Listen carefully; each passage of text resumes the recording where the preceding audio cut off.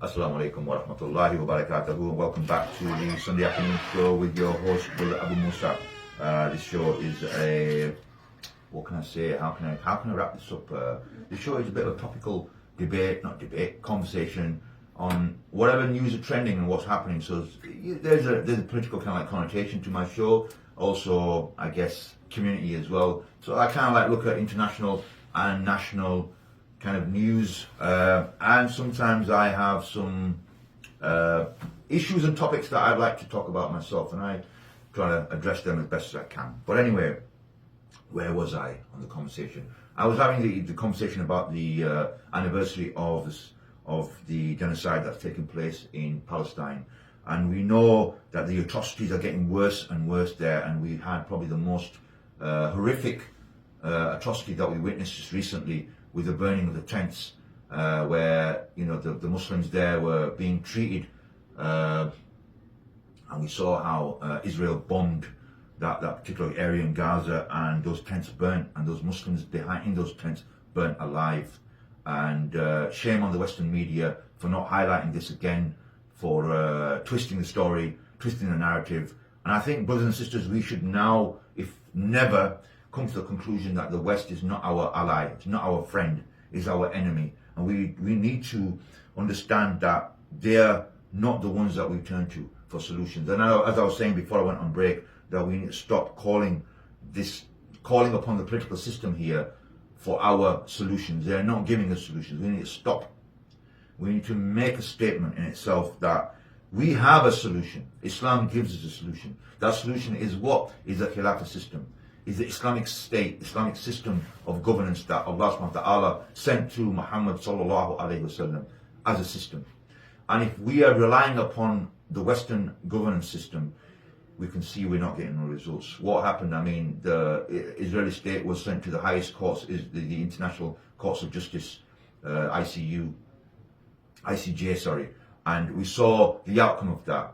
We saw the non-action coming out of that. So how many more incidents do you need to witness to come to the conclusion that you're not going to find a solution that is palatable for us as Muslims? So we need to move. We can see also morally the Western states don't have no moral compass at all. Sure that purely their actions and their morality is built upon their benefits. So whatever benefits that state, their stakeholders, those people invested within those governments, their actions are linked to that, nothing else. They're not interested in justice. They're not interested in human rights. They're not concerned about the welfare of the people out there who are suffering, who are struggling. Their system, capitalist system, is built upon the notion that whatever projects that they've got going on, they need to be protected and preserved. They're not concerned about the rest of humanity. Those issues that concern them, they will raise them and bring them to the forefront of our minds and our lives. Those things that don't matter. So we need to change that thinking within ourselves and move to a different state of mind. And when we do, Allah will give us success. And only then will Allah give us success.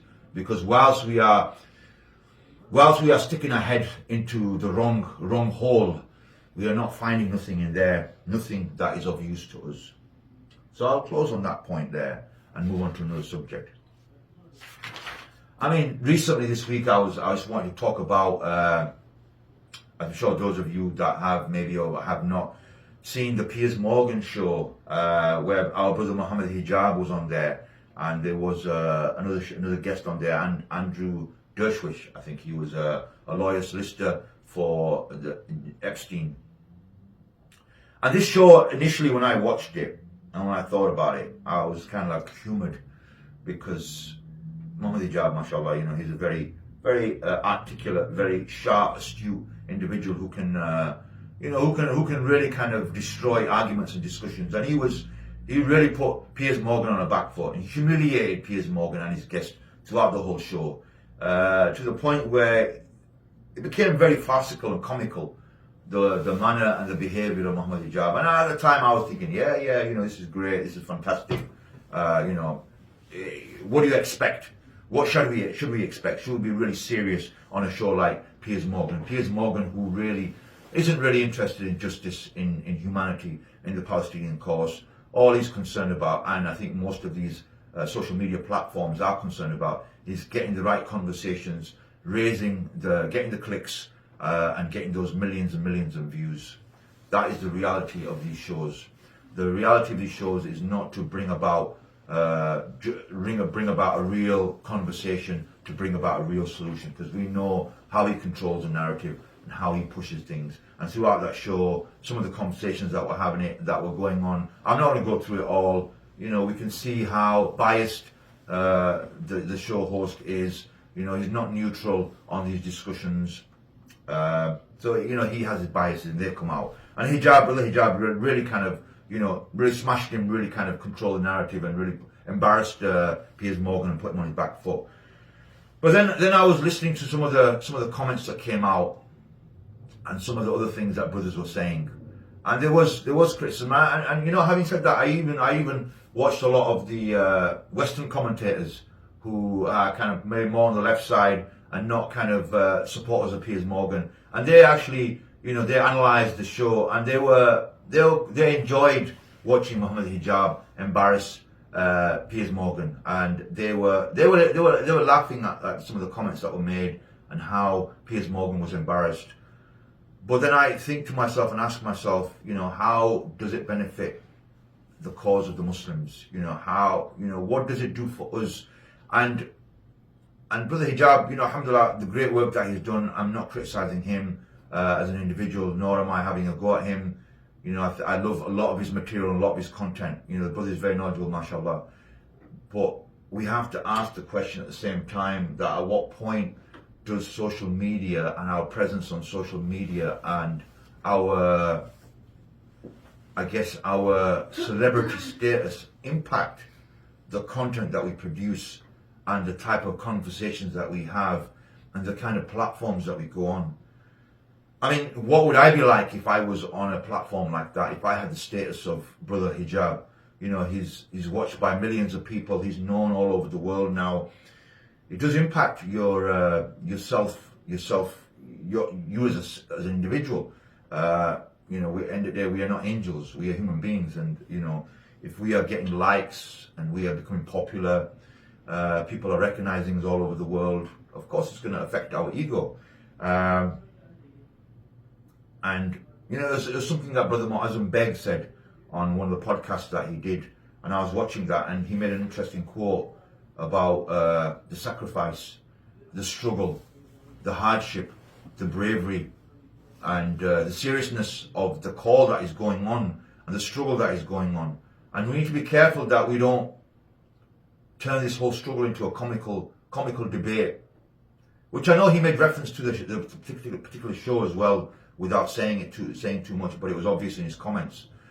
But he also highlighted to me the seriousness of this campaign of the Muslims, and how we need to differentiate between our clicks and likes that we want for our shows to, you know, being dawah carriers for Allah subhanahu wa ta'ala. And yeah, it's a difficult one and it's a hard one. And we here in the West, we are not really struggling. We're not struggling at all. We have it very comfortable. And sometimes when you're very comfortable, it can impact our characters and our personalities also. And it can make us forget what is real struggle and what it is to lose life, lose wealth, lose status, lose the comfortable things that we have around us. We have our jobs, we have our families, we have our homes, we have our nice material things. And sacrifice means that do we really give up those things? Are we really putting our necks out on the line that we are potentially going to lose all of the things that we have comfortable? And this is a question even I have to myself when I look at my own life. Yeah, I am, alhamdulillah, I'm comfortable. I have all these resources around me. I have my loved ones around me. I've not lost anything. I've not given up anything. So I am coming on this radio here and I'm saying a couple of things and I'm going away again, back to my normal life. But yet brothers and sisters around us are losing their lives, are sacrificing their lives, are losing their homes, are living with nothing. And then when you put that show in context and you think to yourself, you know, what services has this show done for the Muslim? what has it done for the cause of the Palestinians? It hasn't done anything. It merely has increased somebody's likes, somebody's status on social media. So we need to really review our position in society and really think about, our purpose, because it is a struggle and it should be a struggle. And are we struggling? No, we're not struggling. And I get it that everybody's struggle will be different. And if we think a struggle for us should be merely just giving some of our wealth away, is that really enough? Can I honestly say, and maybe I am also guilty of this, that I am not maybe giving enough wealth away. But is that merely enough for us to do that?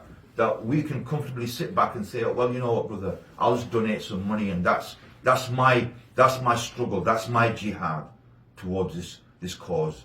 No, it's not enough. It's not enough, because that's really us kind of trying to justify to ourselves that we've done enough. The struggle needs to be in all aspects of our lives, from what we say, from the struggle in our daily lives of remembering this cause and pushing ourselves constantly. Because the interesting thing here, the interesting dynamic is that, when we are chasing our own pursuits, we will struggle to the nth level to achieve what we want. So for those of you that are trying to have successful careers or running businesses, we will go to the highest of lengths to make sure we are successful. But on matters like this, we struggle to do the simplest things. And this is also me addressing myself as well. But I'm asking you as a brother, that are we really struggling? Should we not be struggling more? What can we do to make ourselves struggle? So this is a conversation that you need to have within yourself. If you have true iman in Allah subhanahu wa ta'ala and you are sincere and honest with yourself, that you need to ask yourself, we are not struggling here. We are not struggling at all. So, we have our jobs, and many of us will remain silent because we don't want to speak out, because we're afraid of what is the impact going to have to our job security. Because if they find out that I have said this and I have said that, then we are going to be maybe in a doghouse. And that's an unfortunate state for us to be in, because we shouldn't be in that state. We need to speak up. And if, I'm saying this to myself as well, that I need to speak up more. I need to say more. I need to do more, because it's not enough. And if we are going to remain silent and we're going to continue with our own lives and just do what we can do, then we need to really kind of question ourselves and bring ourselves to account. And this is also going to the imams and the masjids in our areas, because those imams and masjids, they have a comfortable setup, they have a comfortable platform, and they're not prepared to sacrifice that. They might collect donations, they might go out on expeditions out to the Muslim world to give in charity.